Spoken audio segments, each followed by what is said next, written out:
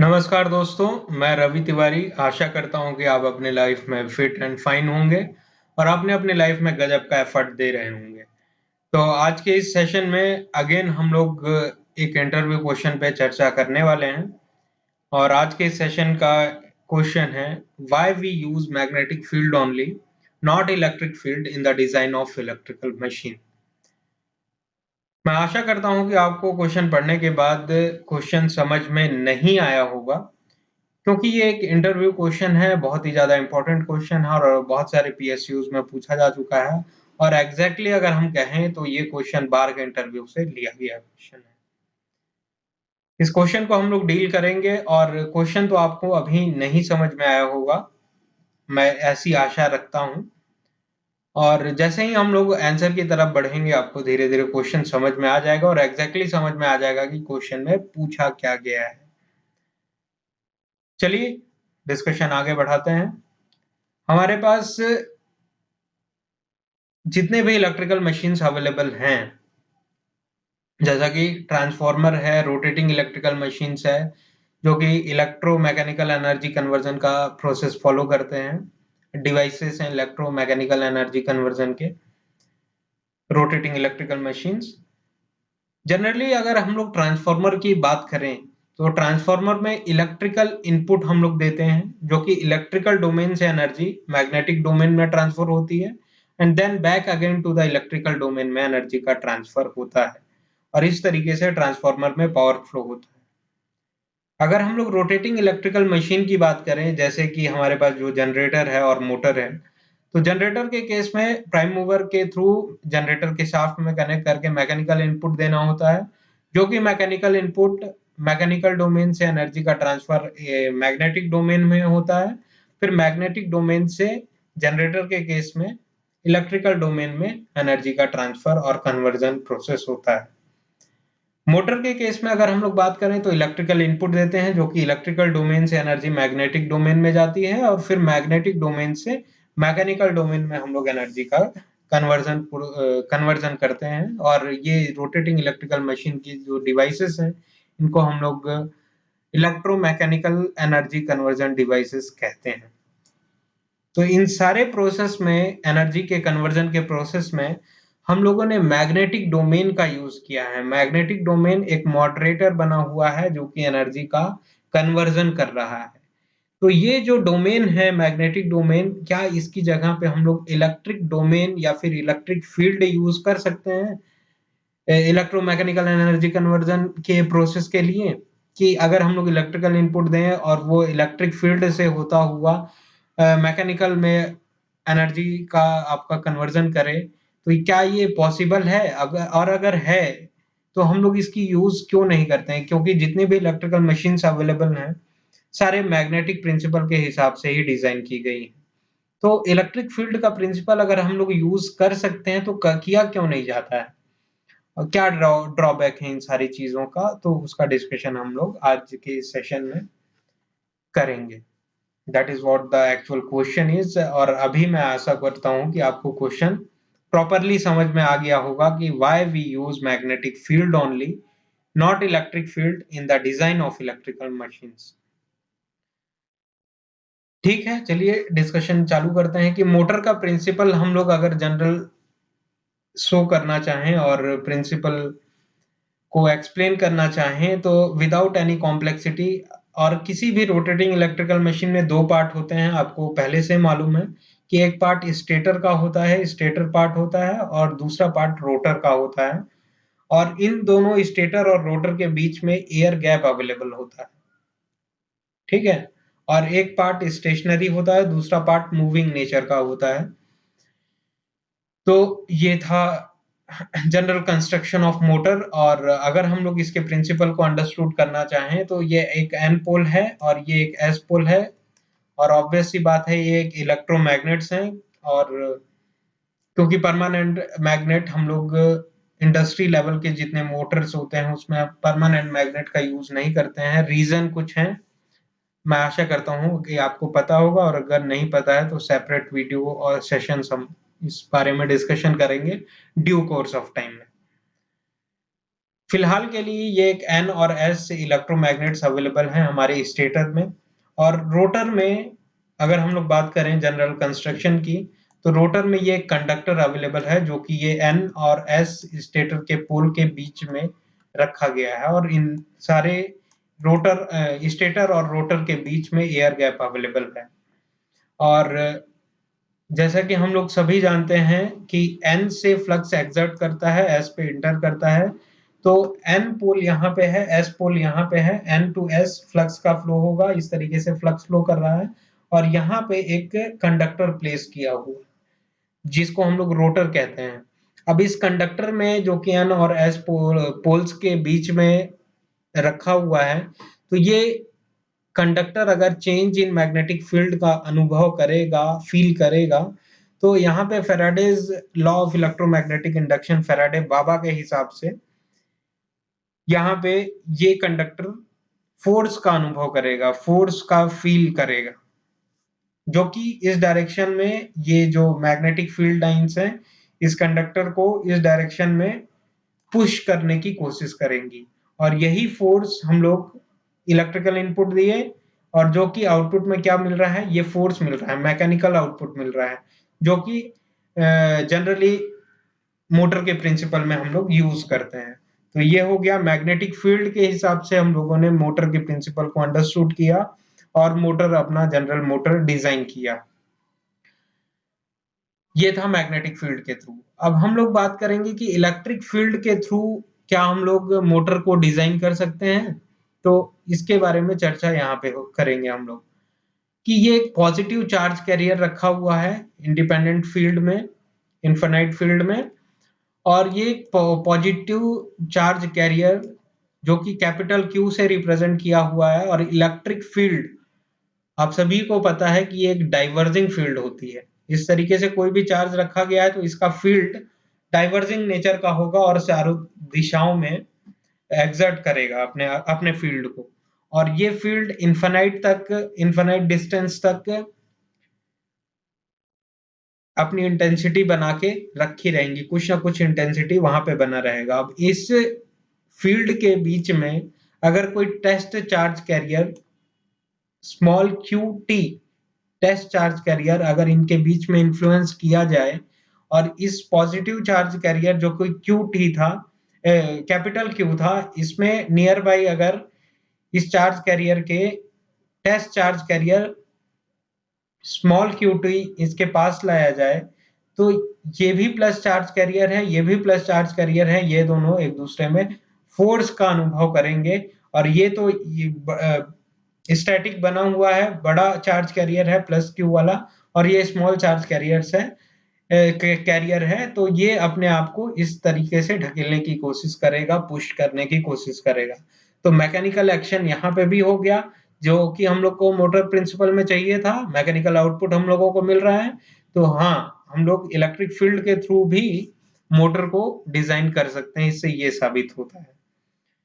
Magnetic field के through यहाँ पे हम लोगों ने देख लिया इसके एग्जाम्पल के थ्रू। अब यहाँ पे हम लोगों ने इलेक्ट्रिक फील्ड के थ्रू भी हम लोग मोटर को डिजाइन कर सकते हैं, इस चीज को मोटर प्रिंसिपल में अप्लाई किया जा सकता है और इस हिसाब से मोटर को डिजाइन किया जा सकता है।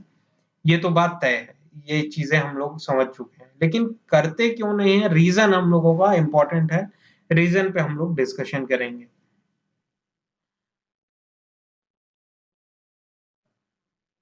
क्यों नहीं किया जाता है? अब हमको पता है कि रोटेटिंग इलेक्ट्रिकल मशीन में चाहे वो मैग्नेटिक प्रिंसिपल के हिसाब से बनाई गई हो या फिर इलेक्ट्रिक फील्ड के हिसाब से बनाई गई मशीन हो, दो पार्ट होना इसमें जरूरी है कि एक स्टेटर होगा, एक रोटर का पार्ट होगा, दो पार्ट होने चाहिए। स्टेटर और रोटर के बीच में एयर गैप होता है, आप सभी को पता है। और इस एयर गैप जो होता है, जो भी एयर एटमॉस्फेरिक एयर अवेलेबल है, इसका अगर डाइलेक्ट्रिक स्ट्रेंथ की अगर हम लोग बात करें कि ये कितना वोल्टेज तक झेल सकती है, तो इसका लेवल होता है, और मुझे मालूम है कि इसकी जानकारी आपको है कि ये 30 किलो वोल्ट पर सेंटीमीटर तक डाइलेक्ट्रिक स्ट्रेंथ होता है एयर का, इतना वोल्टेज तक झेल सकती है पर सेंटीमीटर। और इससे ज्यादा वोल्टेज अगर आप पर सेंटीमीटर में एक्सीड करें वोल्टेज लेवल, तो उसका डाइलेक्ट्रिक फेलियर हो जाएगा एयर का, और एयर भी एक कंडक्टर की तरह बिहेव करने लगेगा। इंसुलेटर से कंडक्टर बन जाएगा एयर भी, और अपने आप से इलेक्ट्रिसिटी को पास होने के लिए अलाउ करेगा।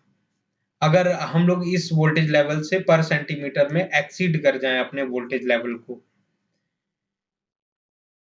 और ये केस हम लोग इलेक्ट्रिक फील्ड में ही डिस्कस कर रहे हैं, क्योंकि स्टेटर और रोटर के बीच में एयर गैप अवेलेबल है, और स्टेटर और रोटर के बीच का अगर वोल्टेज लेवल 30 किलोवोल्ट पर सेंटीमीटर से एक्सीड कर जाए तो इनके बीच का जो एयर गैप है उससे इलेक्ट्रिसिटी पास होने लगेगी और डाइलेक्ट्रिक फेलियर हो जाएगा मशीन का।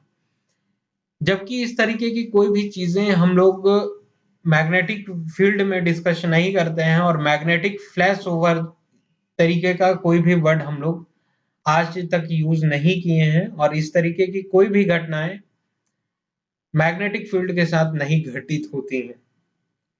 ठीक है, केवल और केवल इलेक्ट्रिक फील्ड के साथ ही डाइलेक्ट्रिक फेलियर हम लोगों ने सुन रखा है और जानते हैं कि इलेक्ट्रिक फील्ड के साथ ही डाइलेक्ट्रिक फेलियर होता है। मैग्नेटिक फील्ड डाइलेक्ट्रिक फेलियर आज तक हम लोगों ने इस तरीके के टर्म का यूज नहीं किया है।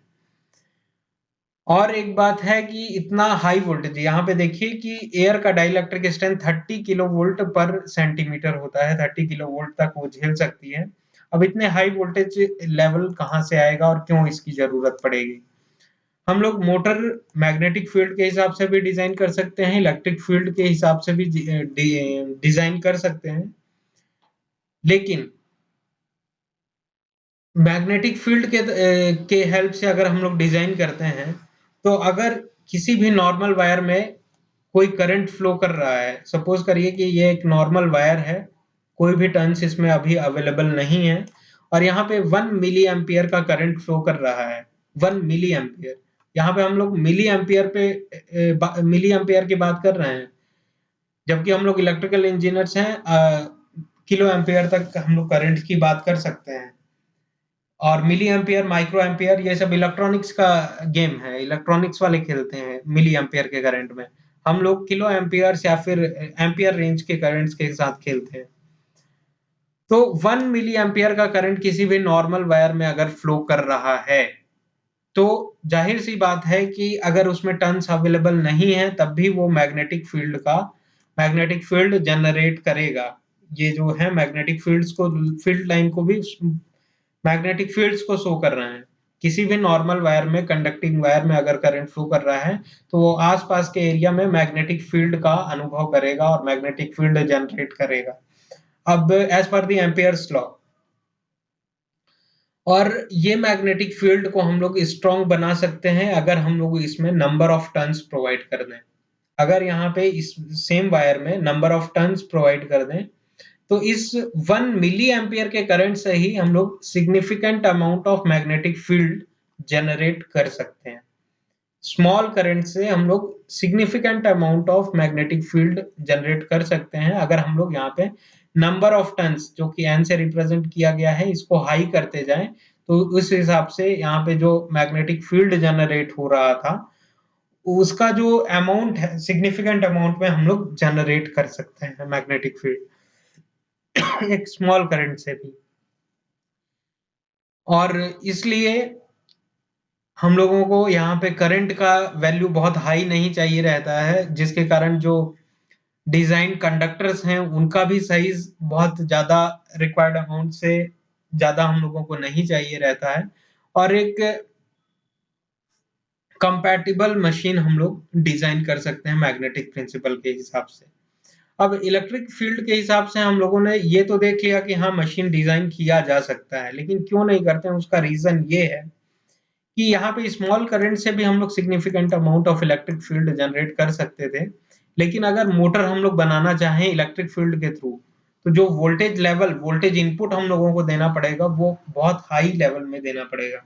अगर हम लोग नॉर्मल ऑपरेटिंग मशीन्स की बात करते हैं, मतलब किसी भी मोटर या जनरेटर के कंस्ट्रक्शन में अगर हम लोग इलेक्ट्रिक फील्ड का यूज करें, तो वो जो वोल्टेज का इनपुट है उसकी वैल्यू बहुत हाई होनी चाहिए, क्योंकि सिग्निफिकेंट अमाउंट ऑफ फोर्स तभी डेवलप हो पाएगा जबकि हम लोग हाई वोल्टेज देंगे।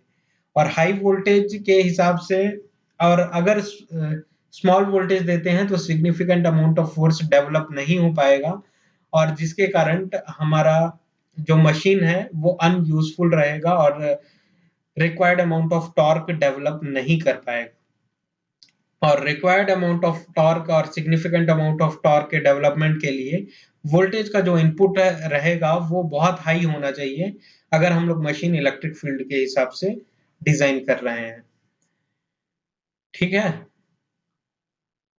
और जनरल मशीन की हम लोग बात करें, रोटेटिंग इलेक्ट्रिकल मशीन की, तो इसका ऑपरेटिंग वोल्टेज का लेवल जो होता है वो उसके बारे में चर्चा कर रहे हैं।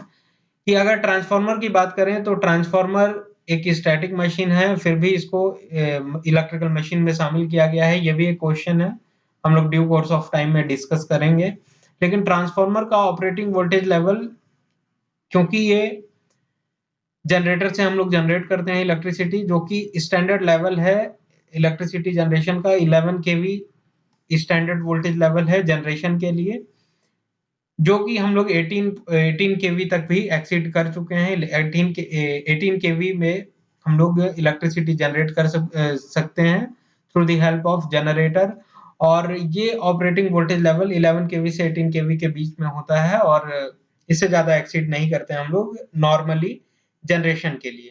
अब अगर ट्रांसमिशन के लिए हम लोग ट्रांसफार्मर का यूज करके 11 केवी से 440 केवी और अदर वोल्टेज 746 लेवल और 800 केवी के लेवल तक वोल्टेज का स्टेप अप करते हैं, क्योंकि वोल्टेज के स्टेप अप होने से जो ट्रांसमिशन लॉसेस होते हैं वो रिड्यूस हो जाते हैं।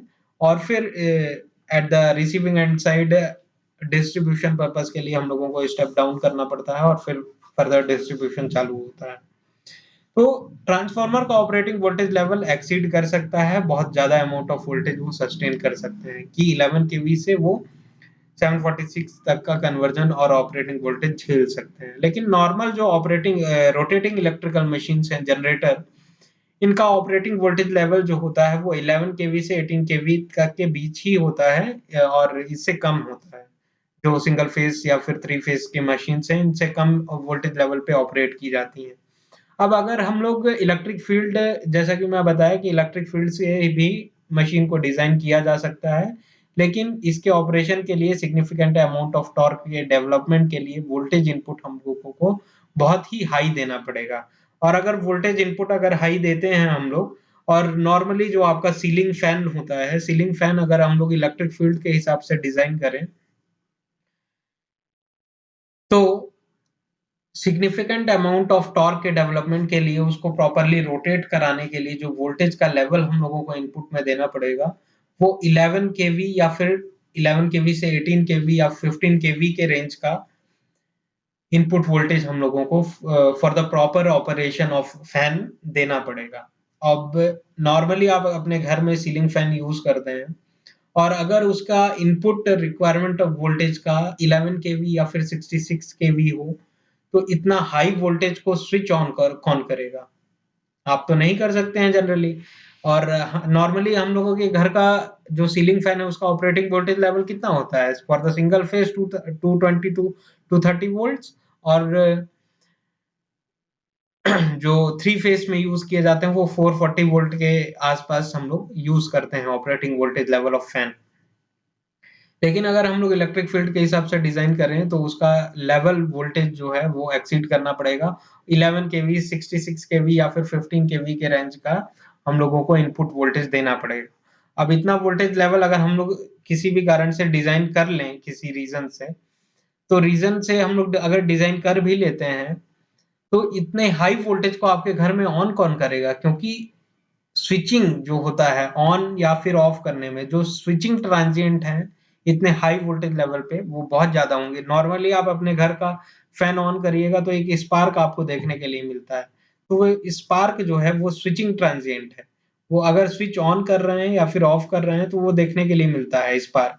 तो वही एक स्विचिंग ट्रांजिएंट है, और इतने हाई वोल्टेज लेवल पे वो स्विचिंग ट्रांजिएंट की वैल्यू और मैग्नीट्यूड बहुत हाई होगा, और नॉर्मली आप अपने घर में इतना हाई वोल्टेज ऑपरेट नहीं कर सकते हैं और सेफ आप प्ले नहीं कर सकते हैं। और अगर 11 केवी या फिर 66 केवी या 15 केवी के हिसाब से आप अपने घर का सीलिंग फैन डिजाइन करें, तो उसका साइज जो होगा वो इतना बड़ा होगा। इन्फिनिटी मतलब आप एज्यूम नहीं कर सकते हैं इतने बड़े साइज का होगा आपका जो मशीन है, क्योंकि अल्टरनेटर का साइज आप लोग देखे ही है कि बड़े-बड़े रूम्स या फिर हॉल के बराबर अल्टरनेटर्स होते हैं, और अल्टरनेटर एक बिगेस्ट इलेक्ट्रिकल मशीन है। तो अगर हम लोग 11 केवी या फिर 15 केवी के रेंज का मशीन डिजाइन करें, तो उसका साइज बहुत बढ़ जाएगा। और इतने हाई वोल्टेज में अगर अपन मशीन को ऑपरेट कराएं, तो इन स्टेटर और रोटर के बीच में जो एयर गैप अवेलेबल है, उसकी ब्लॉकिंग कैपेबिलिटी है वोल्टेज की 30 केवी पर सेंटीमीटर के हिसाब से वो 30 केवी ब्लॉक कर सकता है। और अगर हम लोग हाई वोल्टेज इतना यूज करें, तो एयर गैप का डाइलेक्ट्रिक फेलियर हो जाएगा एयर का, और आपकी मशीन का डाइलेक्ट्रिक फेलियर हो जाएगा। तो इसलिए हम लोग इलेक्ट्रिक फील्ड के हिसाब से मशीन अपना डिजाइन नहीं करते। और एक रीजन है कि maximum allowed energy density for air with magnetic field is very high compare to electric field. Electric field की अगर हम लोग बात करते हैं, तो इसमें मैक्सिमम अलाउड एनर्जी डेंसिटी जो होगा वो मैग्नेटिक फील्ड के कंपैरिजन में बहुत कम होगा। मतलब ये है कि अगर फॉर द गिवन एनर्जी और power operation, for the given energy और power handling capacity, energy density अगर हमारी हाई हो रही है, एनर्जी डेंसिटी अगर हाई है, तो size of the machine reduce कर जाएगा, और जो कि हम लोगों को इकोनॉमी में बेनिफिट कर जाएगा। रीजन ये है कि maximum allowed energy density for air with magnetic field is very high compare to electric field. Maximum allowed energy density with magnetic field high होती है, कंपेयर करें हम लोग अगर इलेक्ट्रिक फील्ड के हिसाब से। तो फॉर द कांस्टेंट एनर्जी और power handling capacity of the machine, अगर पावर हैंडलिंग कैपेसिटी मशीन की कांस्टेंट बनी हुई है, तो और मशीन का मैक्सिमम अलाउड फ्लक्स डेंसिटी और एनर्जी डेंसिटी हाई है, तो size of the machine reduce हो जाएगी अगर हम लोग मैग्नेटिक फील्ड का यूज करते हैं। और अगर हम लोग इलेक्ट्रिक फील्ड यूज करते हैं, तो जैसा कि हम लोग फर्दर पहले भी डिस्कस कर चुके हैं कि साइज ऑफ द मशीन बहुत आपको बड़ी चाहिए, और ऑपरेटिंग वोल्टेज लेवल भी बहुत आपको हाई चाहिए for the significant development of torque. So this is the reason all about why we use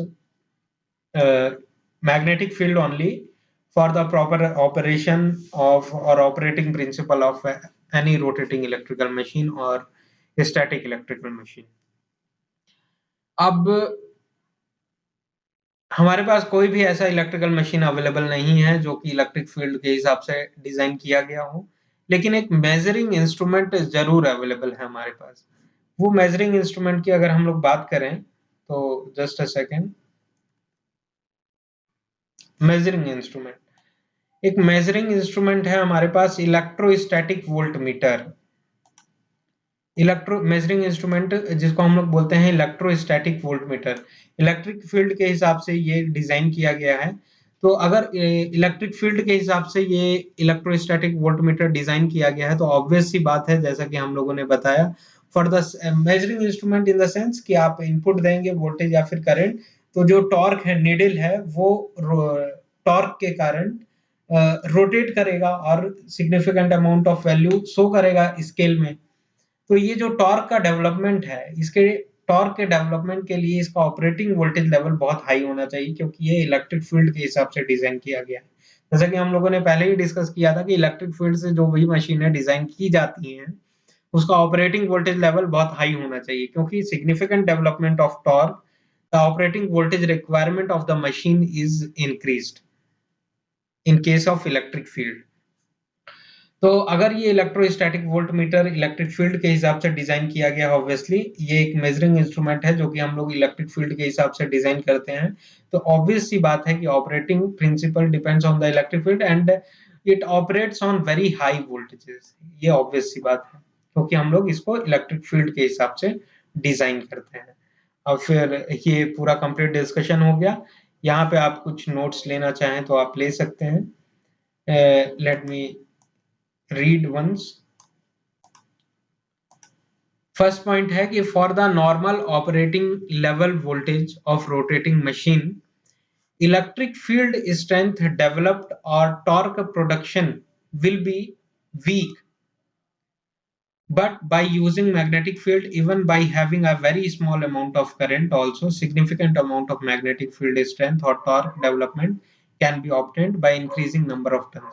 तो स्मॉल करंट से भी अगर हम लोग नंबर ऑफ टर्न्स उसमें वायर में प्रोवाइड कर दें, कंडक्टर में प्रोवाइड कर दें, तो significant amount of magnetic field हम लोग जनरेट कर सकते हैं। लेकिन अगर हम लोग इलेक्ट्रिक फील्ड के साथ मशीन अपनी डिजाइन करते हैं तो ऑपरेटिंग वोल्टेज लेवल जो है वो हम लोगों को बहुत ज्यादा अमाउंट में एक्सीड करना पड़ेगा, जो कि एक डिसएडवांटेज है। इसलिए हम लोग यूज नहीं करते हैं electric field for the construction of any machine, electrical machine. Second point है maximum allowed energy density for air with magnetic field is very high compared to electric field before flashover, that is the size of the machine is less. With magnetic field, that is volume of material requirement will be less. That is the price of the machine is going to be less, and that is economically magnetic field is better over the electric field. Magnetic field is better over the electric field. तो अगर size of the machine reduce हो जा रही है अपने magnetic field use करने की वजह से, तो साइज का रेड्यूस हो जाना इन द सेंस कि आयरन जो यूज हो रहा है उसका रेड्यूस हो जाना, आयरन रेड्यूस हो जाना या फिर साइज रेड्यूस हो जाना, इसका मतलब ये हुआ कि जो कॉपर वाइंडिंग यूज कर रहे हैं उसका अमाउंट रेड्यूस हो जाना। तो ये पूरा overall cost of the machine affect कर जाएगा और बहुत ही चीपर और इकोनॉमिकल होगा आपका मशीन कंस्ट्रक्शन अगर आप मशीन अपनी मैग्नेटिक फील्ड के हिसाब से डिजाइन करते हैं। और यही अगर हम लोग इलेक्ट्रिक फील्ड के हिसाब से डिजाइन करते हैं तो ऑब्वियस सी बात है कि साइज ऑफ द मशीन बिगर रहेगा। अगर साइज बिगर है तो आयरन रिक्वायरमेंट बढ़ जाएगा आपका, जो कॉपर वाइंडिंग्स यूज कर रहे हैं उनका रिक्वायरमेंट बढ़ जाएगा, और जितने भी इक्विपमेंट हम लोग मशीन्स के कंस्ट्रक्शन में यूज करते हैं उनका यूज बढ़ जाएगा, जिसके कारण overall cost of the machine बहुत हाई हो जाएगी, जो कि एक नॉर्मल इंसान के बियर कर पाने के लिए पॉसिबल नहीं है। और एक नॉर्मल सीलिंग फैन भी बहुत कॉस्टली पड़ेगा आपको। यही सब रीजन है जो कि हम लोग मैग्नेटिक फील्ड के हिसाब से अपनी मशीन डिजाइन करते हैं, ना कि इलेक्ट्रिक फील्ड के हिसाब से।